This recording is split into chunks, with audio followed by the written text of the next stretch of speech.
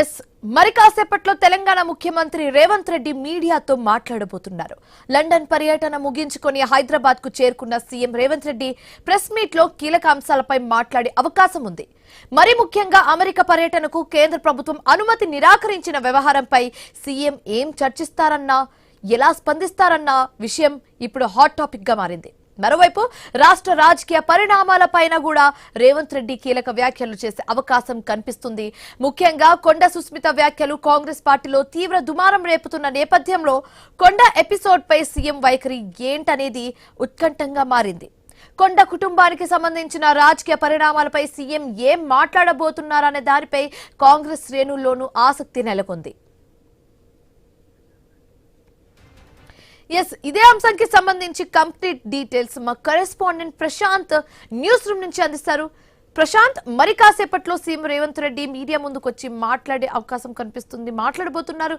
So ఎలాంటి అంశాలకు సంబంధించి ఆయన మీడియా ముందుకు వచ్చి మాట్లాడే ఛాన్సెస్ కనిపిస్తున్నాయి? కంప్లీట్ డీటెయిల్స్ ఏంటి?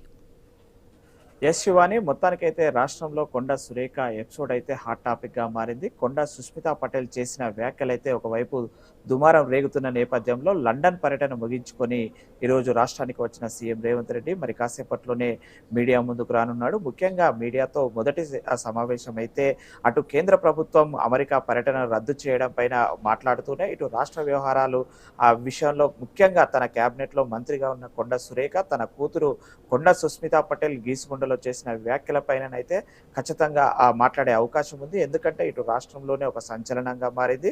ఉమ్మడి వరంగల్ జిల్లా పర్యటనకు వచ్చినటువంటి సీఎం రేవంత్ రెడ్డి ఆగస్టు 16వ తేదీన అటు ములుగు పరకాల నియోజకవర్గాలలో పర్యటించి పలు అభివృద్ధి పనులను ప్రారంభించారు.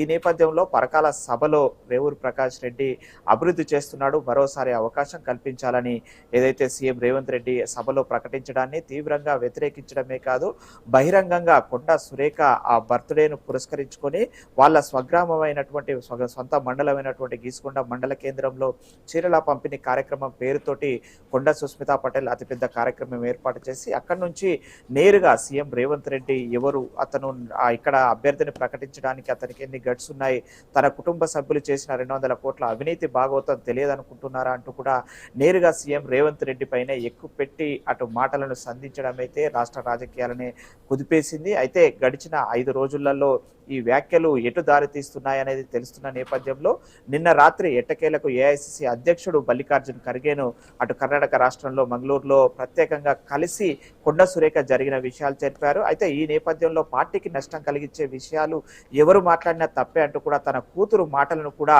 ఉపేక్షించేది లేదంటూ కూడా అతను చెప్పినట్లయితే మనకు తెలుస్తుంది. అయితే ముఖ్యంగా తన మీద కావాలని కుట్రపూరితంగా ఒక వర్గం ఈ యొక్క కుట్ర చేస్తున్నారంటూ కూడా కొండ సురేఖ తన ఆవేదనను మొదటి నుంచి కూడా తనను తన కుటుంబాన్ని ఒక వర్గం సొంత పార్టీలను టార్గెట్ చేస్తూ ఇలా మాపై చేస్తున్నారంటూ కూడా తన ఆవేదనను కూడా ఖర్గేకి చెప్పిన నేపథ్యంలో ఖర్గే అటు సీఎం తోటి కానీ ఇటు రాష్ట్ర అధ్యక్షుడు కానీ ఇటు రాష్ట్ర వ్యవహారాల ఇన్ఛార్జి మీనాక్షి నటరాజన్తో కానీ ఏం చెప్పాడు, ఆ విషయాలపైన ఎలాంటి నిర్ణయం తీసుకొని ఉన్నారనేది ఒక సస్పెన్స్ గా కొనసాగుతున్నప్పటికీ కూడా మరి కాసేపట్లో సీఎం ప్రెస్ మీట్ కి అయితే రానున్నారు. సీఎం ప్రెస్ మీట్ లో మాత్రము చాలా స్పష్టమైన విషయాలు చెప్పనున్నారు. ముఖ్యంగా కేంద్ర ప్రభుత్వం యొక్క వైఖరి అమెరికా పర్యటన నేపథ్యంలో ఇటు రాష్ట్రంలో అటు పెట్టుబడుల విషయంలో కావచ్చు, విద్యా రంగంలో తీసుకొచ్చే సభ్యుల మార్పులకు సంబంధించి ఈ పర్యటన సాగించడానికి వెళ్తామనుకున్న సీఎం రేవంత్ రెడ్డికి అయితే అటు విదేశాంగ శాఖ షాక్ ఇచ్చింది. అతను పర్యటన రద్దు చేయడంతో అయితే వెనుదిరిగి లండన్ నుంచి నేరుగా తెలంగాణకు చేరుకున్నాడు. అయితే అటు ప్రెస్ మీట్ కు కూడా సీఎం రేవంత్ రెడ్డి వచ్చాడు. అయితే ఇందులో కొండ సురేఖ వ్యవహారం పైన అటు అధిష్టానానికి వదిలేస్తాడా, లేదంటే తన సొంత నిర్ణయం తీసుకుంటాడా, లేదంటే క్రమశిక్షణ కమిటీ ఇచ్చినటువంటి నోటీసులతోటే సరిపెట్టి సర్దుతాడా? ఎందుకంటే ఇటు ఒక బీసీ ఈక్వేషన్ ఉమ్మడి వరంగల్తో పాటు తెలంగాణ రాష్ట్రంలో బీసీ ఈక్వేషన్, అందులో ఉమెన్, అందులో ఫైర్ బ్రాండ్ గా పేరున్నటువంటి కొండ సురేఖను తీస్తే గనక ఇప్పటికే అటు సీఎం పైన అటు నల్గొండ నుంచి కావచ్చు, ఇటు మిగతా అటు ముఖ్య నేతలు రాజగోపాల్ రెడ్డి వ్యవహారం కావచ్చు, అటు మిగతా నేతల వ్యవహారం కూడా అటు పార్టీకి తలనొప్పిగా మారింది.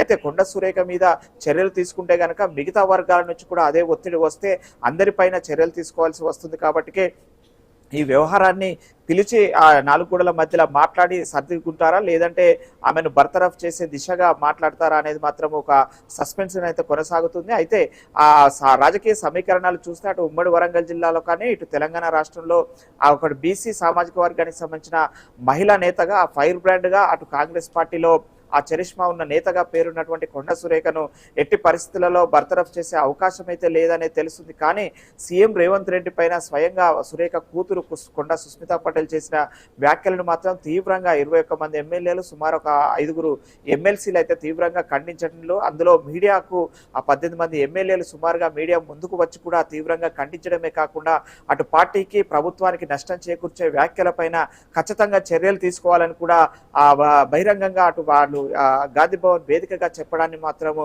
అటు అధిష్టానం కానీ ఇటు సీఎం కానీ ఏ విధంగా చూసుకుంటాడు, సీఎం తన వ్యక్తిగతంగా తీసుకొని మాట్లాడి సర్దుకుంటాడా, లేదంటే అటు వేటు వేసి తన యొక్క ప్రతాపాన్ని చూపిస్తాడనేది మాత్రం మరికొద్దిసేపట్లోనే తెలియనుంది. ఎందుకంటే తను మీడియా ముఖంగా కూడా ఈ విషయాలను బహిరంగంగా చెప్పే అవకాశాలు అయితే ఉన్నాయి శివాని. అయితే రాష్ట్రంలో పెను సంచలనంగా మారినటువంటి కొండ సుస్మితా పటేల్ వ్యాఖ్యలు ముఖ్యంగా ఇటు ఒక ప్రభుత్వాధినేతగా ఉన్న అటు సీఎం స్వయంగా స్వంత పార్టీ సీఎం రేవంత్ రెడ్డి పైనే అటు నేరుగా నీ కుటుంబం 2 కోట్ల అవినీతి చేసింది, అదేవిధంగా నువ్వు ఎవరు బీఫామ్లు ఇవ్వడానికి అధిష్టానం ఉంది అంటూ కూడా వ్యాఖ్యలు చేసింది. అయితే మరుసటి రోజు మాత్రము దిద్దుబాటు చర్యలో భాగంగా తన కూతురు చేసిన వ్యాఖ్యలకు నాకు ఎలాంటి సంబంధం లేదు, తన కూతురు చేసిన వ్యాఖ్యలను నన్ను బాధ్యురాలను చేస్తే ఎలా అంటూ కూడా కొండ సురేఖ అటు క్రమశిక్షణ కమిటీకి పిసిసి అధ్యక్షుడికి లేఖ రాయడం కూడా మరో కోణానికి దారితీసింది. ఇంకోవైపు అటు సోషల్ మీడియాలో కానీ రాష్ట్రంలో కానీ కాంగ్రెస్ పార్టీ వైఖరి, కాంగ్రెస్ పార్టీ విధానాలు, ఇటు వాళ్ళ యొక్క పార్టీ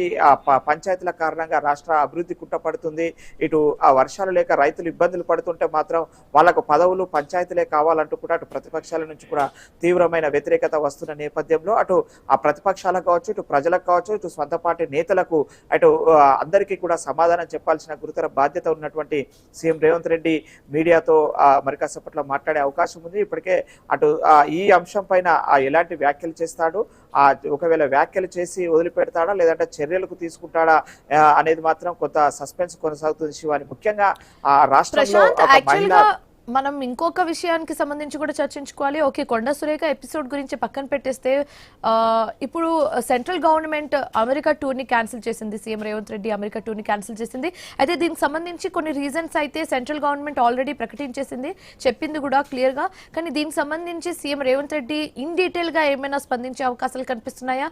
ఘాటుగానే స్పందిస్తారా, లేకపోతే యాజ్ యూజువల్గా ఎప్పుడు చూసినా సెంట్రల్ గవర్నమెంట్ సంబంధించి జస్ట్ ఒక పైన అలా వాదన చేసేసి వదిలేస్తారా? ఈసారి సీరియస్ గా యాక్షన్ తీసుకుని సీరియస్ గా విమర్శలు గుప్పిస్తారా సెంట్రల్ గవర్నమెంట్ మీద? ఎస్ శివాని, ఖచ్చితంగా అమెరికా పర్యటన రద్దు విషయంలో అటు కేంద్ర ప్రభుత్వం విదేశాంగ శాఖ నుంచి అధికారిక పర్యటన వెలువడినప్పటికీ కూడా రాష్ట్ర ప్రయోజనాలు కావచ్చు, రాష్ట్ర రాజకీయాల కోసం అయితే ఖచ్చితంగా సీఎం రేవంత్ రెడ్డి కేంద్ర ప్రభుత్వ వైఖరి పైన అయితే ఖచ్చితంగా ఎండగట్టే అవకాశం అయితే ఉంది. ఎందుకంటే అటు సీఎం రేవంత్ రెడ్డి పర్యటనను అటు కేంద్ర ప్రభుత్వం విదేశాంగ శాఖ మాత్రం రాజకీయ పర్యటనగా, పొలిటికల్ పర్యటనలకు కేంద్ర ప్రభుత్వం అనుమతి ఇవ్వదంటూ కూడా చాలా పెద్ద స్టేట్మెంట్ ఇచ్చింది. అయితే ఎప్పుడైనా ఒక సీఎం అటు రాష్ట్ర ప్రయోజనాలు అదేవిధంగా రాజకీయ ప్రయోజనాలు రెండింటినీ ముడిపెట్టుకునే పర్యటనలు కొనసాగిస్తుంటారు, విదేశీ పర్యటనలు. అయితే కొంతమంది వ్యక్తులను కలవడానికి మాత్రమే ఈ పర్యటన దోహదపడేలా ఉందంటూ కూడా విదేశాంగ చేసిన వ్యాఖ్యలను మాత్రం ఖచ్చితంగా ఇక్కడ తెలంగాణ రాష్ట్రంలో అటు బీజేపీని అటు కేంద్ర ప్రభుత్వాన్ని ఇరకాటంలో పెట్టేలాగానే సీఎం రేవంత్ రెడ్డి వ్యాఖ్యలు ఉండబోతున్నాయి. ఎందుకంటే తన రాష్ట్రాన్ని అభివృద్ధి చేసుకుంటూ ఉంటే కాంగ్రెస్ ప్రభుత్వం చేసే అభివృద్ధిని ఓర్వలేకనే బీజేపీ కేంద్ర ప్రభుత్వం ఈ పర్యటనను అడ్డుకున్నారంటూ కూడా ఖచ్చితంగా ఆ బీజేపీ వైఖరిని కేంద్ర ప్రభుత్వ వైఖరిని దుయ్యబట్టే అవకాశం ఉంది.